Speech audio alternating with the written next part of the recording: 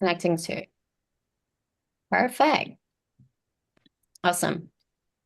So welcome everyone. I'm Cecilia, an ISSIP ambassador, and I hosted this speaker series on AI as a service. I'm joined by my longtime friend Paresh Thakare. So Paresh and I met through a mutual friend in London and worked together back in 2019 on transforming contact center with a conversational AI. So this was the pre-ChatGPT era. So operating in that domain looked very different from how it does today. So lovely to have you here with us, Paresh. Can you briefly introduce yourself to the ISAP community? Sure. Firstly, thanks a lot for having me here. And it's good to meet the ISSP community. So I currently advise large enterprises and government departments on cloud and AI technologies across UK, Ireland, and MEA, which is Middle East and Africa. Uh, I personally have been coding from the age of 15, so nearly 25 years of software engineering experience. In AI specifically, or rather in enterprise AI specifically, I've been working for nearly a decade. When we started our conversational AI unit, focusing more on the conversational AI aspect. Uh, so much before the Gen AI fashion came into picture, um, and currently my the work essentially focuses on advising these large enterprises on how they can adopt these AI technologies on the hyperscaler world, which is mostly the big cloud companies. Apart from my uh, enterprise work, I also personally still code and use everything that I advise on and sell on. So yeah, that's about me, and really looking forward to this conversation today. Perfect. Thank you, Paresh. So in today's session, Paresh and I will explore what AI as a service means, where organizations get it right and wrong, and when enabling agentic AI and the role organizational design plays in assessing the return on investment of agentic AI deployment. So let me start with my first question, Paresh. What does AI as a service mean to you? I would love to hear your view, drawing on your ears as a practitioner in this space. Sure. I have also created some slides. I thought it would be good to have just some visual support while we talk about it. Would you mind if I I share them? Yeah, I can pull it up for you because I'm a co-host here. So Okay. document, Awesome. give me 1 second whether the PowerPoint is up here.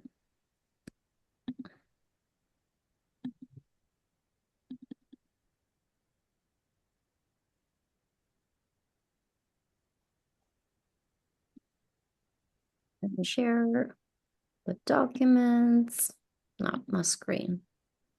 AI as a service.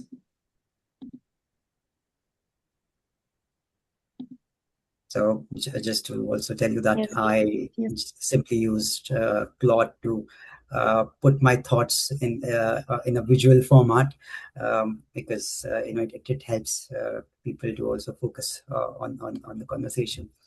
So Yes, yeah, it is jumping great. into your first question of AI as a service. I specifically don't want to give a very textbook definition, but rather more of an analogy uh, where I have spent a lot of time, which is in the cloud space, because cloud has already walked this road of the whole maturity stack that we have. It started as an infrastructure where people were simply renting a server rather than owning one. Then it matured to platform as a service or selling as a platform where governance guardrails came packaged. Eventually, people were selling software, software as a service, so consumed as a finished thing. And now these hyperscalers or the cloud providers are talking about uh, delivering industry outcome as a service. So you see, AI is on exactly the same trajectory where companies are offering infrastructure to run AI workloads. Then models are being exposed through APIs and then they are being packaged to perform certain tasks and then sold as a package service. Uh, and at a much mature end, which we are yet to reach, there is uh, an outcome rather than the AI capability, where organizations would be able to sell those outcomes with packaged AI services. So what is really happening at each step is that the provider is absorbing the complexity, so the consumer receives more simplicity. Now, that is what maturity means in any service model. I mean, that's not unique to AI. That's how every as a service model sort of matures. Uh, but on this one, there is the other side of the story, which is the supply, which is more on um, the demand side of it. While the supply side is getting all the attention, all the investments, we hear the amount of money is being poured into it. Uh, the demand side has not matured that well, which is why their organization is still struggling to consume these services in a way that they are able to get the right outcomes, either the outcomes with which they are, the thought which they are adopting these solutions. And one of the main thing about this is that it, AI isn't just technology dropped into a very stable environment. It changes how people work, what they are responsible for, uh, and also where decisions get made, because it brings that dynamism into the equation when it is being introduced. Um, Most enterprise technologies in the past, they sit underneath an organization. Technology was more of an, now this one is sitting inside the organization, and thus the significant impact it is having. So that uh, brings a sort of a gap, but also an opportunity for co-creation, which comes from as a conjunction between the demand and the supply, uh, where uh, they have to come together uh, and create value out of this. Now, this gap is a real gap, and not theoretical, and that's where many of us, as in the system integrators, the large consulting firms, the advisory firms, sit and are sort of making business out of it, because this gap exists. Um, and neither the demand side and the supply side can close this alone. The supplier can't manufacture the value for the consumer without really without consumer being mature enough to use it in a their own right context. So that service dominant logic, which is said for 20 years, that no value is created uh, in use and not in exchange. That's true here as well. Uh, and what's striking about AI is how literal that has become. Um, the identical service bought by two organizations, in the same industry, can transform one, whereas it can stall and give very big bill to others, and still might not have the same impact. So it's that uh, overall value that is being tracked. And I wouldn't define AI as a service as AI delivered through an API. I would rather define it as a journey from providing AI as a technology to a capability and to the business outcome. Uh, and this is something which we will see as the market matures. Sorry, I gave you a very long winded answer. But I wanted to bring the perspective of the market, that how the technology itself is progressing, and how the consumers or the enterprises are evolving, while and what sort of gap exists in this ecosystem of AI as a service.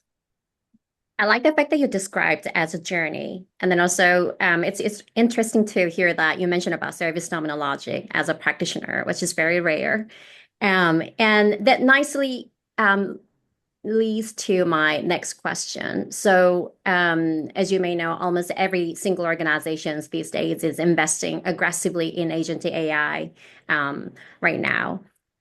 Yet industry reports show only a handful are actually generating the outcomes they intended. What do you think that is? Yeah, so firstly, uh, uh, why everyone is adopting and why everyone is going after this. Um, so I say agents are probably the not first, but one of the most promising piece of technology, which also promises to complete the work for humans than just assist. Um, a simple co-pilot that we use on our laptop, it makes us faster on few things as compared to others, a bit more. There are a lot of agents that are now coming up, which finishes many of these enterprise tasks just by their own. Now that's a completely different economic story that is evolving, um, and all the boards, everyone is has taken a notice of this, and this happened very early, uh, which means that the technology showed its promise very quickly. Uh, and there was also a big momentum around a fear about what would happen if you miss out on not implementing it. Every CXO we would talk to, every board we would talk to, we could sense that they want to do something in AI. So that pushed everyone to go full throttle. Um, and I would say one of the other reason which made people go really fast without a lot of checks is it's very fast to create something quickly and show these technology as a demo, which was not possible earlier. It would take time to show a demo of an ERP, and, to implement it even in your organization for a certain part, whereas an AI demo can happen in probably a couple of hours or 3 hours, and you can show the execs and they get super excited, and that led to I would say frenzy and a lot of excitement, which also meant uh, that the problems it caused afterwards. Um, uh, so this speed essentially meant that AI as a technology took shape within enterprises much faster than anything that they had ever seen, which meant that it did not give people enough time to be ready to adapt or change the way they would work. So and eventually, it comes down to people. If they feel that the technology is making them more productive, if it's something which is making their work easier, they would say less that if they are using it right or wrong, or how they're using, or how they're supposed to use it. It's more of the outcome that they judge, and that's what drives the adoption. Most organizations also measured different things in terms of if it's getting success or not. So uh, there was time when you would hear people saying, we have developed 100 agents or 500 agents. People talking about these multiples of dozens and hundreds, that how many agents they are building, rather than why they are building and what they are actually trying to change. And that also sort of caused a lot of garbage being built. um, and also the economics of this whole proposition, like I said, you can do the pilots in very less time, and it appears very cheap.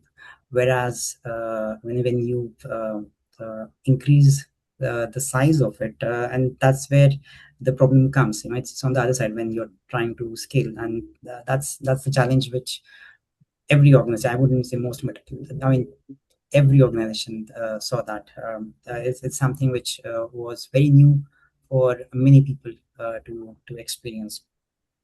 Um, and there is one very popular example about this AI adoption technology, which I would say went viral in LinkedIn. That was about Klarna, when they talked about using these technologies, the agentic AI and generative AI technologies at scale, and making a significant improvement in reducing the time that their agents were handling any issues, and then making a significant reduction in their workforce, which eventually resulted into a bad customer experience, which also they admitted, and then brought back many of the human agents to address that customer experience challenge.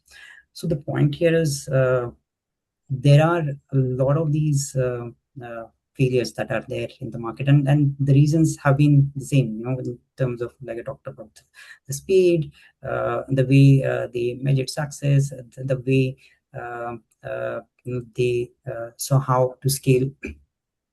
And that's what I would say has been the main challenge, why many of these organizations who have invested could not get a successful return. Though I did talk about Klarna, which eventually did get a lot of good return, but it was a choppy journey, to the least, if we have to say. Sure. So the redness means, it's not just about the technology, right? So it's probably more about, the ways of working and culture, and then a lot of other things, the soft elements within the organization, I would say. And I think I've actually seen that in my work as well. And the recent, the report published by BCG also backs it up across more than 2,000 companies they surveyed. Mere unanimous view was that technology is actually the easier part of AI transformation. So Paresh, when it comes to enabling agentic AI inside organization, what do you see them getting right? And what do they get wrong? And what have you learned from working with your clients?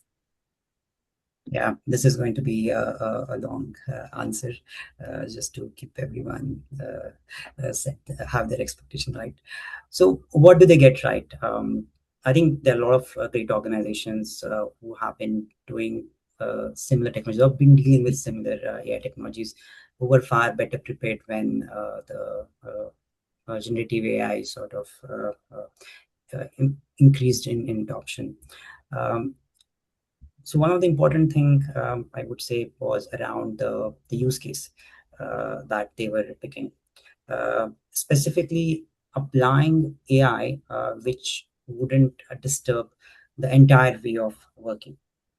So the organization didn't have to rebuild anything, around it, which meant the adoption is a lot easier. They also chose that which are the repetitive processes that people were genuinely happy to hand over, where that's true that you would never want to run an adoption campaign, because people would just simply adopt it, because they would want someone to take that work off them. One area or an industry, I would say, which was genuinely more successful, was around customer experience in the contact center. And the Klarna story was also around that. And the reason is very instructive.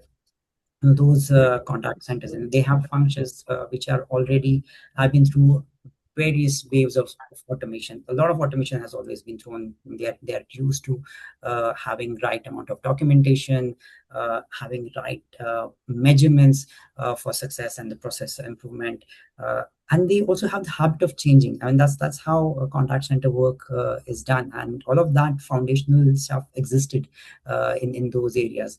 And that's when the generative AI arrived. They were ready to consume it, and many of the big examples are from that space. Uh, Another interesting aspect, what many organizations did, was putting a person, they may call it as a process champion, a change lead, or an AI adoption consultant, working alongside the technology team, rather than having it as an afterthought, that how do we implement or adopt. So that helped these AI technologies to be built in a way that would consider the impact that they would have. Well, of course, no one can predict it perfectly, but they got it more right than wrong. And I think you probably just need that when you are dealing with something which is as abstract, or I would say not abstract, but unpredictable as generative AI technology. Now, on the other side, like in terms of what they got wrong, uh, I think it's a classic technology first move where the organization skipped the diagnosis part, but they were far more excited about using generative AI technologies and applying it into wherever they thought was the easiest way to implement it. The full implications were not completely analyzed, and it was a technology first decision making. Uh, they many times started with capability than the constraint in terms of what the technology can do and where the I mean what the technology can do rather than where the technology needs to do something, where there is an actual business challenge. The other aspect, which is very important, is the knowledge, the enterprise knowledge. Um, Making sure that that exists, and we all know how much we talked about the challenge about having the right enterprise knowledge ready. If it is not ready, that's where it has been a challenge where the broken processes system understanding was say applied to the AI systems, and those problems only magnified. The thing about generative AI technology and AI in general is that whatever you do, be it good or bad, it gets magnified, and that's what we have seen in this case as well. The other bit was around, which is I would say more of an initial wave, that people overestimated the proof of concepts. Like I said, it was very easy to build these POCs, and then people thought that if they build a POC, they can also scale it very quickly and then get multiple benefits, which rarely happens. And many people got their hands burnt in that. Um, Another aspect was around people spreading or enterprise spreading these technologies across the board rather than making it work for one area and learning from that and then implementing. So that's also something which has been quite dominant learning across many organizations.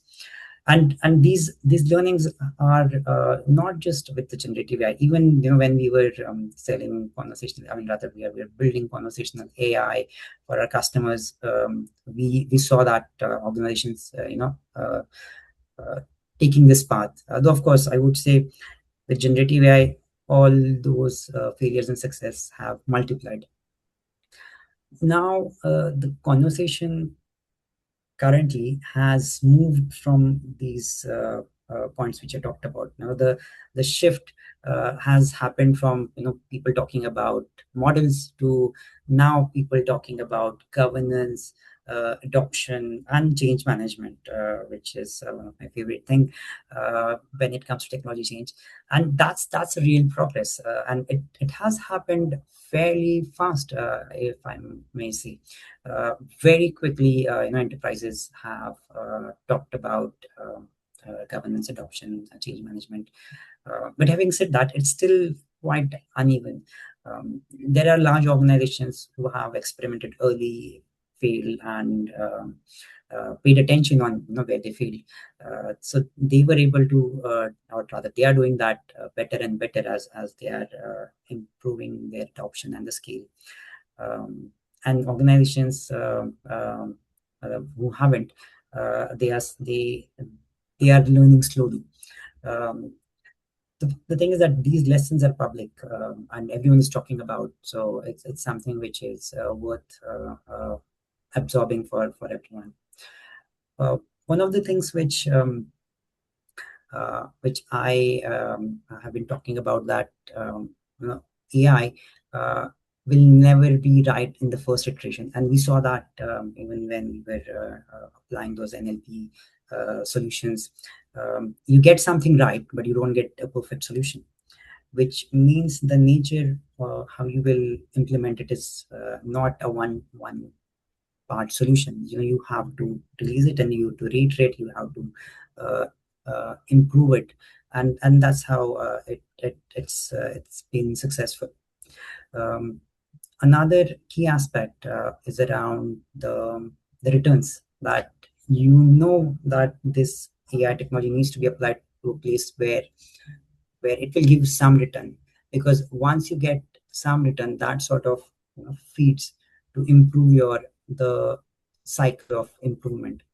That journey of course correction, that's something which needs to happen in the progress in which you will implement the AI. And how these progress would happen, or rather how these elements take shape. I would take one example, which is from really back in the early days, but very valid to explain this point, that what really happens. So Zillow offers something which doesn't exist anymore. So they had algorithmic valuation. They had built an algorithmic valuation engine to buy homes at scale. So when the model's suggestion drifted against moving market, the company had to exit the business and write down the hundreds of million. And that is because nobody had designed what happens when the model is confidently wrong at scale. So that's what many times the design and the implementation sort of struggle. It is not the case of technology failing. The ML models work exactly how they are supposed to work, because they're data dependent. But what misses is how do you design that? How have you thought about the realities of the world around the current data? And that's where the aspects of a technology led or a business problem that comes into picture when you're dealing with the technology like AI or generative AI specifically. Perfect. So then my final question for you, Paresh, is about organizational design.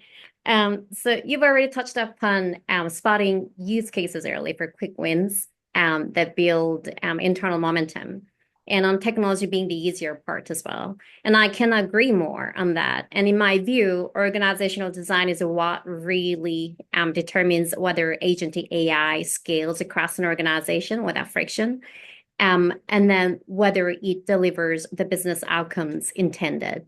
So, in your consulting work, what common denominators have you seen among the organizations that have successfully redesigned their operating model and ways of working and turned their AI investment into the measurable business outcomes? Yeah, I think this is probably the most important part. So I'll spend more time on the change aspect, but before that, I will cover some of the basics that were seen as a common denominator, which is the depth. I talked about that. You need to focus on a function before sort of touching into something else, so that you correct before you expand, so that your learnings are from a narrow area of impact, and then when you expand, the impact is better. And the second part is around who is really owning these changes. It cannot be technology.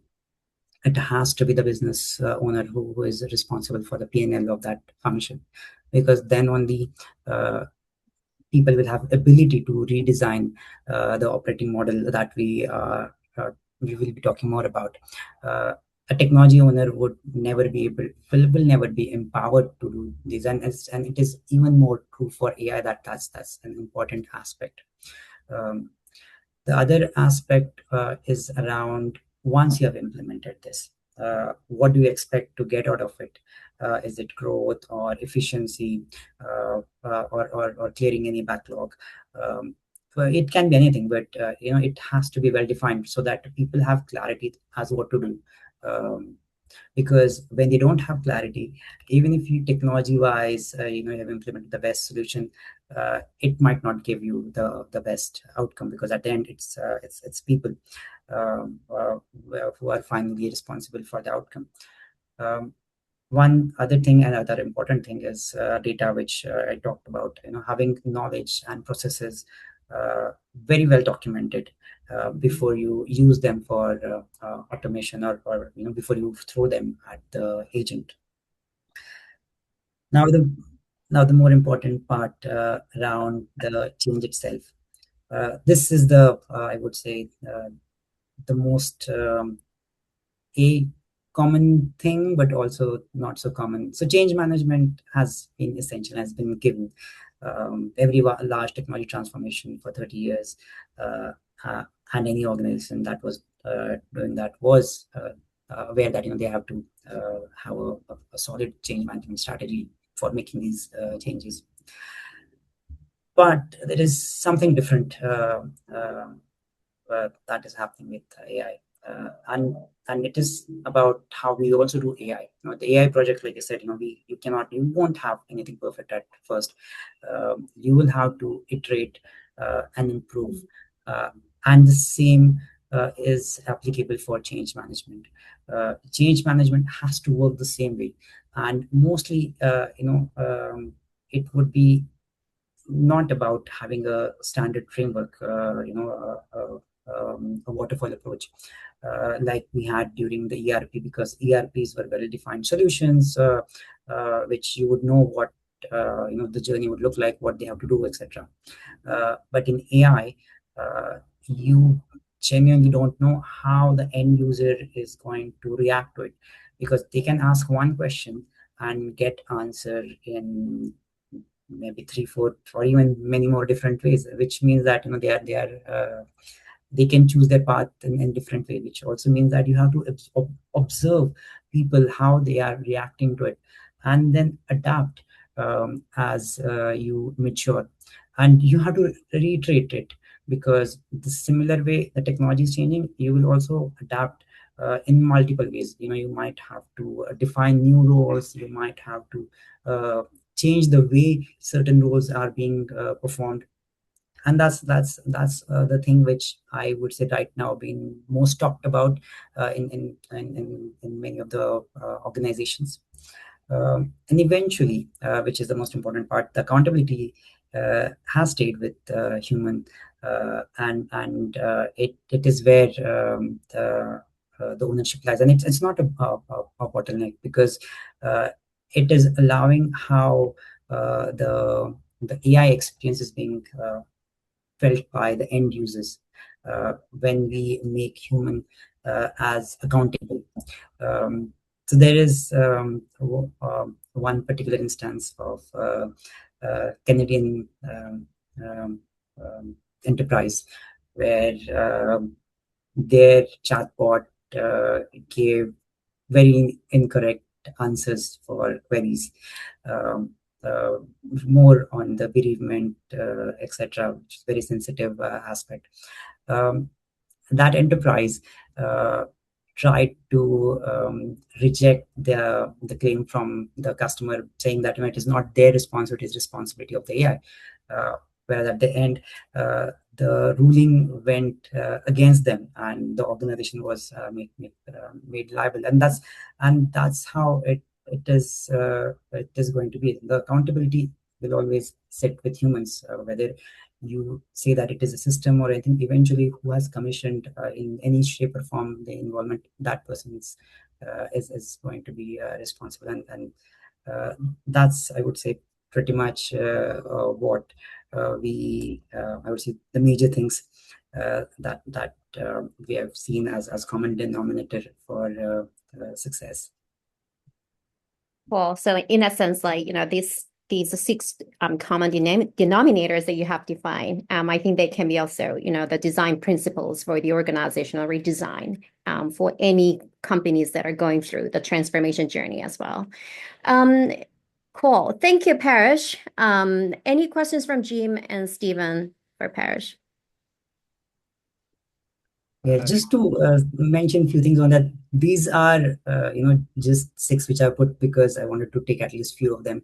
But there are many more aspects which are evolving, uh, and for every industry, those denominators sort of varies. These were more common, but uh, because AI is so dynamic and personal, anything with respect to their or enterprise use cases, all these stories sort of change.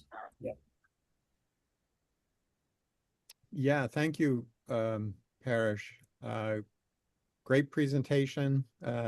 Cecilia, great questions. I thought Paresh did a fantastic job on each of the answers. And I guess the thing that you said that I resonated the most is maybe it was on the second or third slide where you said the demo was taken as proof rather than boy did I see a lot of that. And yeah, this one right here. And I think the uh, idea that you really have to, and the Zillow example was a fantastic example of how errors at scale can just destroy you if you're not careful. But that really does seem to be um, the biggest mistake that I see uh, people making, and I see people getting like individual people thinking the same way as the organization. They get all excited and then they start throwing all their time and resources into it and it just becomes like a quicksand. It sucks them in and they end up with a pile of junk at the end because they've just been taken in by the quick and easy. And the speed is incredible. So my question for you is, and it's kind of a big question, but you've got great insight. So do you think we're going to get to better AI systems that are able to correct their errors and like don't make up citations and like actually use ground truth in some useful way? How do you see that unfolding? When are we going to have really good AI? Yeah, I think that's a question that I wonder and debate with my customers and my colleagues every other day.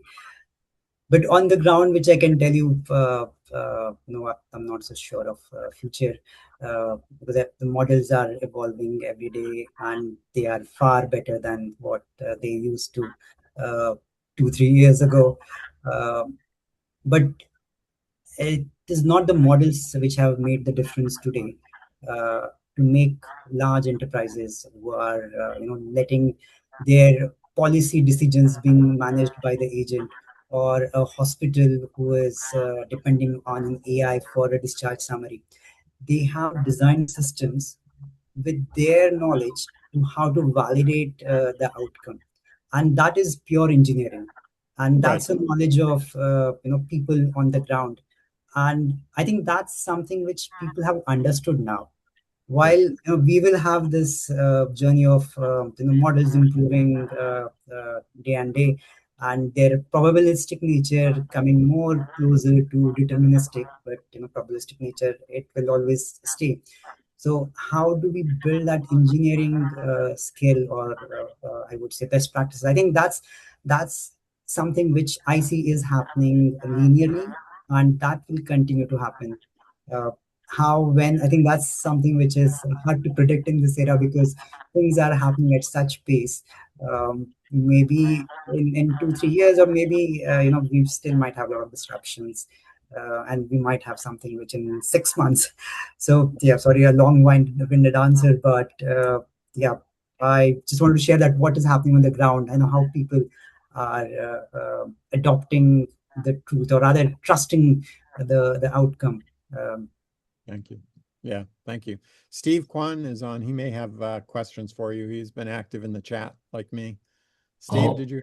Yeah, Jim, I'm fine with the answers. Paresh, thank you for your presentation. I enjoyed it. When you have chance, take a look at the chat, and there are just some comments there. Thank you. Couple of questions here from, I think, Stephen made quite a lot of comments here.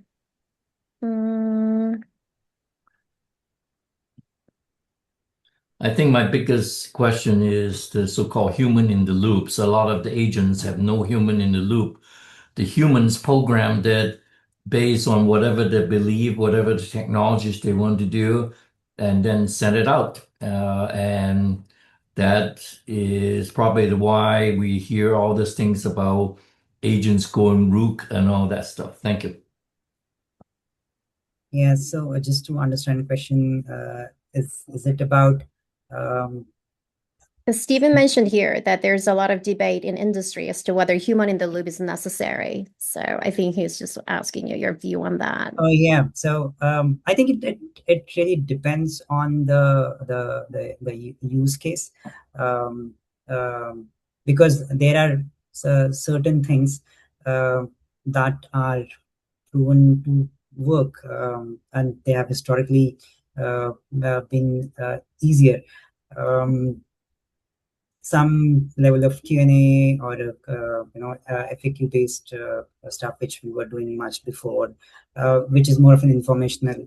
I think that's still being adopted pretty widely. Anything which is extremely critical, um, uh, like a discharge summary for a patient, which you cannot get it wrong, you certainly need a human in the loop, because the impact of getting it wrong is tremendous. It's a human life at stake, and similarly at an enterprise, big financial decisions at scale, etc. So while we are, like I said, we are engineering our way to more and more correct ways of finding truth. At least as of now, in industry, human in the loop is certainly a truth, and we see that. I mean, at least I personally see that not changing for really a long time. And we haven't built that much confidence in the system to get it right 100% time, because that's the only time when you would go for those, or rather that is when you will empower AI to that. Now there is other aspect, because I talked about 100% correct. There are certain decisions where you don't I mean, it doesn't matter if it is not 100% correct. If you get it 90% of the time correct, it is still far more useful than having no automation, because just getting it correct 100% time is going to be very cumbersome, and and there is a set expectation that there are certain times that it can get it wrong. So in those cases, you are still letting that journey without an human intervention. So like I said, it's at least as of now in the industry, the human intervention or the conversation is more about what is the use case, what is the impact, and what is the outcome that we are looking at. Thank you for your answer. Yeah. Following up on the question, before we close the call, I just want to ask Paresh one quick question, following Stephen's question. So when the organizations are delegating more work to AI agents, I've read somewhere, some, published papers that those companies that have delegated more work to AI agents, that they tend to, generate the ROI from their investment more than the companies that do not delegate. Have you seen that sort of the trend in your work as well, the similar sort of the phenomenon? Yeah, so like I said, about that features of companies which are being more successful. It is about identifying the right use cases where delegation is possible, uh, which means that they have identified use cases where they can do delegation. But if there are critical use cases which you cannot do delegation, and there needs to be, and they have applied mostly AI to do that, so that they are able to make the work of their skilled people easier. So while you might not see in monetary terms a lot of benefit, but you might have a better business outcome. And now that's something which is very hard to measure in numbers. So at scale, what you're saying, organization having doing more delegation, getting better returns, that's just as true as having an organization implementing automation. Eventually it comes down to where you have applied the solution, and how it is impacting your business. Perfect. Awesome. Any more from Jim and Stephen? All good? Perfect. Awesome. Right. I'm gonna stop sharing. Oops, annotation. All right then. Thanks everyone for joining us today, and then thanks Paresh for joining us today as well. Thank you guys. Thank you so much. It was lovely meeting you all. Bye. Yeah, thanks for sharing, and we'll get it posted to share with others in our newsletter and other ways as well, so it can go out to a lot more people. Thank you, Paresh. Thank you very much. Thank you. Bye-bye. Guys.